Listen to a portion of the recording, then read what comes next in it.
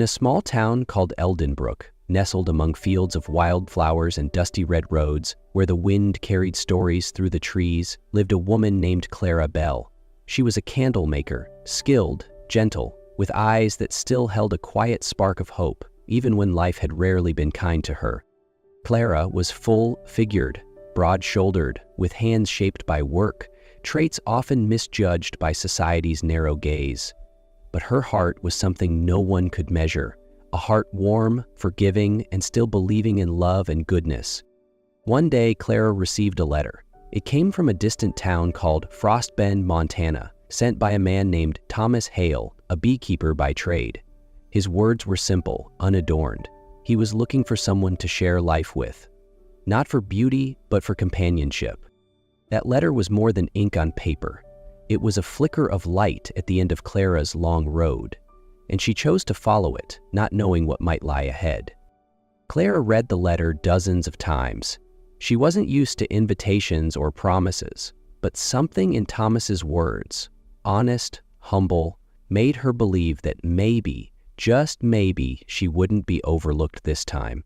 Maybe this time she would be enough. After many nights of thought, Clara made a decision. She would leave Eldenbrook. She sold everything she had, her oak candle-making table, the rocking chair her father once used, the tea set her mother had left behind. Every item that left her hands seemed to take a piece of memory with it, but she let them go. She wasn't just parting with belongings, she was releasing an old life. Clara packed what remained into a dark wooden trunk, simple dresses, her work aprons, her favorite book, and her mother's old quilt. On top, she placed the letter, creased and soft now, yet bearing the full weight of her future. The day she left, Eldenbrook was wrapped in morning mist. Neighbors looked on with pity, but Clara didn't falter. She boarded the train heading west, toward the distant town of Frost Bend. Through the window, she watched the familiar fields drift away, leaving behind childhood, family, and years of being judged by a body that didn't fit a mold.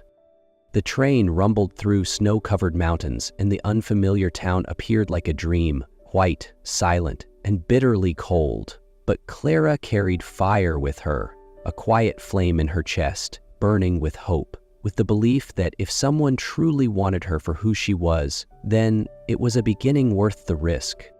When the train pulled into Frost Bend, Clara stepped onto the platform. The entire town was buried in white, a silence so deep it felt like time itself was holding its breath. She stood there, her trunk beside her, breath rising in misty clouds against the biting cold. No one came to greet her. 10 minutes passed. Then another 10. Finally, a man appeared in the distance. He wore a wide-brimmed hat and an old brown wool coat, broad-shouldered, moving slowly. Clara knew it was Thomas. He walked up, eyes scanning her. When he reached her, he gave a slight nod but no smile. Clara tried to smile for the both of them. Then his voice came, low but lacking warmth. "You're not what I imagined." The words hit like a blade in midwinter.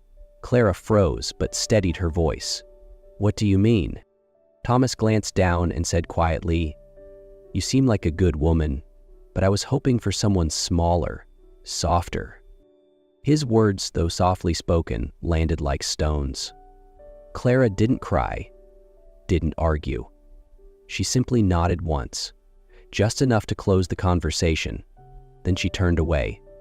Her shawl lifted in the wind, her steps heavy as she walked from the man who hadn't come to welcome her. No one called her back, no one followed, only the crunch of snow beneath her boots and a silence colder than the winter itself. Clara returned to the train station not because she had a plan, but because her legs needed somewhere to go. She sat on the cold bench, her trunk beside her, unnoticed, unacknowledged. Snow fell softly, dusting her hair, her shoulders. Tears came too, not wild, not loud, just warm trails down her cheeks, as if her heart was bleeding quietly. She had no ticket back, no home to return to. Everything she once owned had been traded for this journey, and now the man who made the promise had turned away. Clara didn't know what to do, but when her fingers went numb and her legs stiffened from the cold, she stood up. Not because she was braver than most, but because sitting in the cold wasn't the same as being alive. She picked up her trunk, heavy with both its contents and her broken dreams, and started walking toward town. No one knew her name, she had no destination, but she walked, because something inside her still refused to collapse. Snow thick beneath her boots, wind howling through her coat, Clara walked like every step was a quiet declaration. I am still here, I am still alive, and I will not disappear. Clara entered Frost Bend with snow-stained boots, one hand gripping her trunk and the other holding a heart freshly bruised. She had no plan, no familiar faces, but she carried a quiet pride and the survival instinct of someone who's learned to rise every time they fall. Frost Bend was a small, close-knit town, tucked between pine woods and snowy hills. Wooden houses peeked through the mist, streets were muddy and nearly empty. Clara walked until she found a small wooden sign, "Pharmacy, upstairs room for rent." She knocked, her fingers trembling in the cold. The pharmacy owner was an older woman named Mrs. Emmeline Sharp-Eyed, but not unkind. After one long look and a pause, she nodded. "Upstairs, attic room. 2 weeks in advance." The room was tiny, a single bed, a small window, a wobbly desk, the ceiling sloped, and wind slipped through the old wooden cracks. But to Clara it was a beginning, a roof, however temporary, against the cold. She paid with the last of her candle-making money, saving a few coins to buy thread and a small bag of flour. The next morning, before dawn, Clara walked the town. She visited the bakery, the general store, the blacksmiths, asking at each place, "Do you need mending? I bake. I can trade for food." She didn't ask for pity, she didn't tell her story. But still, people whispered, "That's the bride. They say he walked away after seeing her. She's quite large. He heard she cried at the station when the snow came." Clara heard it. She wasn't made of stone, but she didn't break easily either. Every whisper was a scratch, but none deep enough to undo her. She began to rebuild, slowly, humbly. Mrs. Maple at the bakery let Clara take home stale bread after she fixed an old apron. The blacksmith's wife, Elsie, hired Clara to mend clothes for their 3 children. Sometimes Clara traded small candles she poured herself for rice or a pouch of lard. She didn't speak much. She simply showed up. Steady, quiet, dependable. And that quiet presence started to change things. One day, she stitched a torn teddy bear for her little girl. The child hugged it tight, beaming, "He's alive again." Clara smiled, truly smiled for the first time in weeks, a smile not for anyone else, but for herself. She realized love may not have arrived the way she'd hoped, but that didn't mean she wasn't worthy of care, of value. Each morning, she tied her apron, pulled back her hair, and stepped outside with her shoulders squared. Rejection, she proved, didn't mean ruin. She didn't wait for pity, she waited for purpose. And slowly, things began to shift. Mrs. Maple at the bakery traded day-old bread for needle and thread. The blacksmith's wife smiled and said, "It's nice having another woman around who knows how to keep things from falling apart." Clara still didn't share her story, but through every stitch, every crust of pie, she showed something they never expected. That some women are strong, not because they've never fallen, but because they always rise. Clara began a quiet routine of passing by the stationery store on the corner every Tuesday morning, not because she needed anything specific, but because at that hour it was always calm. No whispers, no curious stares. The shop was called Moore's Mercantile, but most townsfolk just called it the bookstore. Inside, it smelled of old pages, ink, and dry pine. Every time Clara stepped in, it felt a little easier to breathe. The man behind the counter was Elias Moore, tall, lean, with dark hair and glasses that rested low on his nose. He didn't talk much and didn't seem to enjoy crowds, which made Clara feel safe. One morning, as Clara placed a spool of green thread on the counter, Elias glanced into her basket and saw a worn romance novel. "You read love stories?" he asked, his voice low, gentle, without judgment. Clara flushed slightly. Lately, I need happy endings. Elias didn't smirk, didn't tease. Instead, he simply nodded. I've got a few you might enjoy. I'll set them aside. And he did. The next time Clara returned, a book wrapped in brown paper was waiting on the counter, written across the front. For CB. No charge, Elias said, his eyes fixed on his ledger. Just bring it back when you're done. Clara took the book, feeling her heart lift just a little. It had been so long since someone had offered her something, without asking for anything in return. Someone had simply seen her. Since the first time she received a book wrapped in brown paper, Clara visited Moore's often. Not always to buy something, sometimes just to return a book, borrow another, or simply stand for a few quiet minutes among the scent of old pages and a calm she couldn't find anywhere else. Elias never asked much, but each time she came in, he had something ready for her. A new book, a gentle suggestion, sometimes just a thoughtful question about what she'd read last. They spoke, not long, not rushed, but just enough for Clara to feel heard. Clara began responding in her own way. She'd leave a small slice of apple tart, a pouch of hand-stitched herbal tea, or sometimes a simple note, "Thank you for the book." Elias never expected them, never turned them away, but each time he stood a little taller, his gaze a little warmer. One early spring evening, Clara sat by the window with her mother's old quilt across her lap. It had traveled with her from Eldenbrook to Frostbend, but now it felt like it needed more than just old memories. She began to stitch into it. A piece from the apron she wore when she first found work, a scrap from the shawl she wore on the snowy station day, a strip of deep blue fabric, the same shade as the ribbon Elias once said looked lovely. When it was finished, Clara wrapped the quilt in brown paper and carried it to Moore's. "I made this for you," she said softly. Elias unwrapped it, his fingers brushing each patch. "This is my mother's quilt," Clara said, "but now it's a new story." Elias looked at her, his eyes gentle like unread pages. "No one's ever given me something like this." Clara smiled faintly. "No one's ever made me feel safe enough to."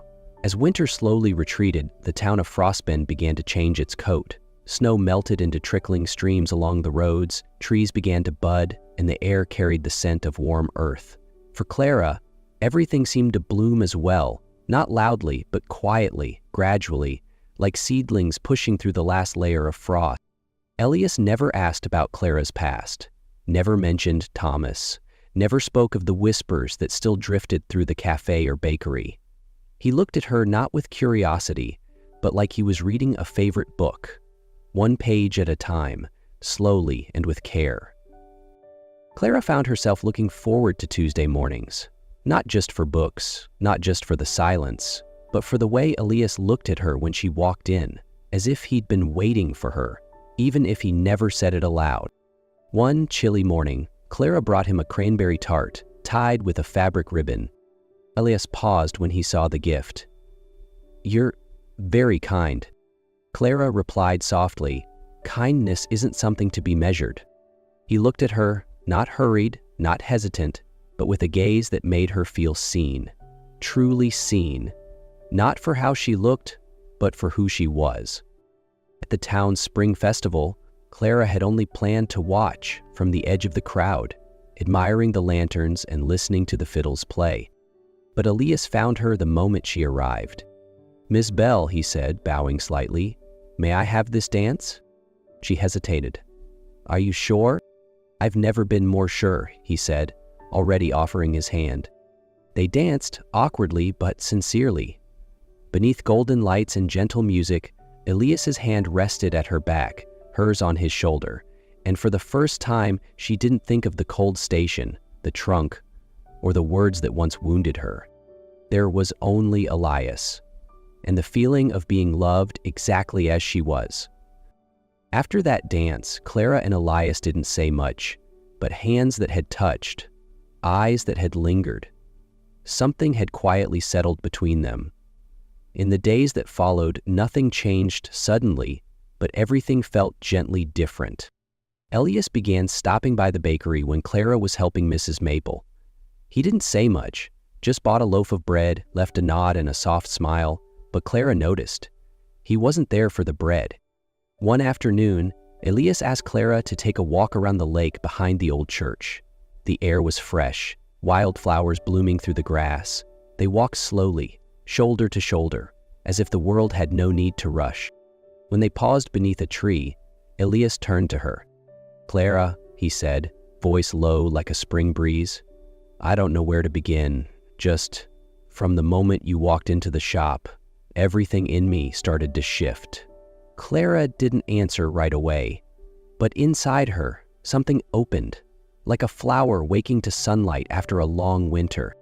"I feel the same," she whispered.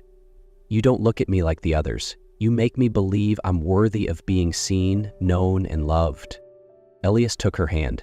"Then let me love you. No rush, no expectations. Just here, each day, with you." Clara smiled, a real, unguarded smile. Inside her, a quiet voice that had long been silenced whispered, "You are not too much. You are enough." She no longer felt like the woman abandoned at the station. She felt seen, she felt safe. She felt like someone chosen, not for potential, not for appearance, but for everything she already was. And that, she realized, was love. 1 year later, beneath the blooming cherry tree behind Moore's shop, the quiet place where everything between them began, Clara and Elias were married in a simple ceremony. Clara wore a cream lace dress she had sewn herself.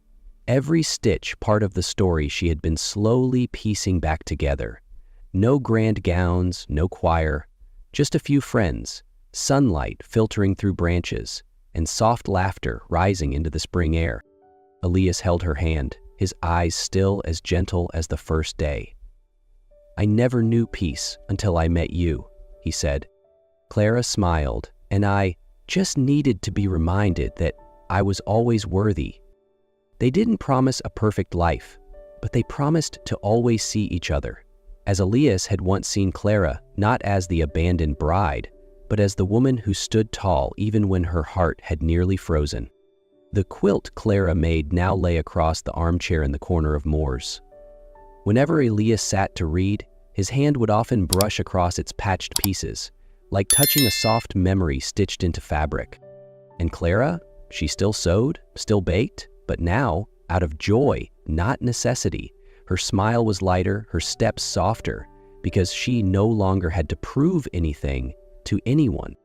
If you've ever felt left behind, if someone once said you were too much or not enough, remember Clara Bell, the woman who walked through winter and found herself in the sunlight of spring. And know this, your story isn't over. You too can begin again, softly, bravely, beautifully.